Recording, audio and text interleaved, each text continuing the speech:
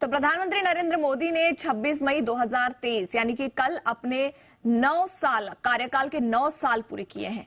इसी दौरान नोटबंदी, जीएसटी समेत कई अहम इवेंट्स हुए। साथ ही साथ कोरोना की महामारी का दौर भी रहा। बाजार को लेकर मोदी सरकार के 9 साल कैसे रहे, देखिए इस रिपोर्ट में। प्रधानमंत्री नरेंद्र मोदी ने 26 मई 2023 को अपने कार्यकाल का 9वां साल पूरा किया।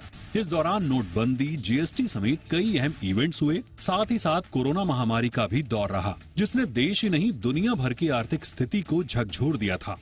लेकिन मोदी काल में शेयर बाजार ने नई ऊंचाई को छुआ।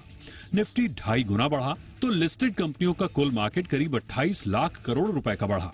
शेयर बाजार में 9 साल की अवधि में बाजार की रिकॉर्ड तेजी में कई ट्रिगर्स रहे, जिसमें विदेशी निवेशकों की अहम भूमिका भी शामिल रही।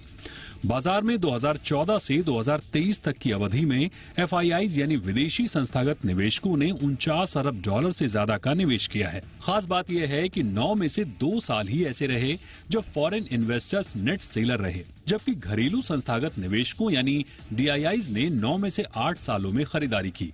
डिपॉजिटरी आंकड़ों के मुताबिक घरेलू निवेशकों ने 9 साल में बाजार में 7 लाख करोड़ रुपए का निवेश किया है। केवल 2020 में नेट सेलर रहे, जो कि कोरोना महामारी का साल रहा था। मोदी कार्यकाल में देश की इकोनॉमी में भी जबरदस्त ग्रोथ देखने को मिली। भारत अब दुनिया की 5वीं सबसे बड़ी इकोनॉमी बन गई है। आर्थिक ग्रोथ की रफ्तार कोरोना महामारी के दौरान भी नहीं थमी। महामारी काल के समय भारत सबसे तेजी से बढ़ने वाली इकोनॉमी था। महामारी के बाद आरबीआई पॉलिसी और सरकारी ऐलानों से इकोनॉमी को सपोर्ट मिला, जिससे ये रिकवरी की पटरी पर वापस लौटी। आलम ये रहा कि निफ्टी की वैल्यू पहले लॉकडाउन से दिसंबर 2022 तक डबल हो गई। इस दौरान फाइनेंशियल और आईटी सेक्टर में जबरदस्त ग्रोथ देखने को मिली। 9 साल में निफ्टी आईटी इंडेक्स और फाइनेंशियल इंडेक्स 200% से ज्यादा चढ़े।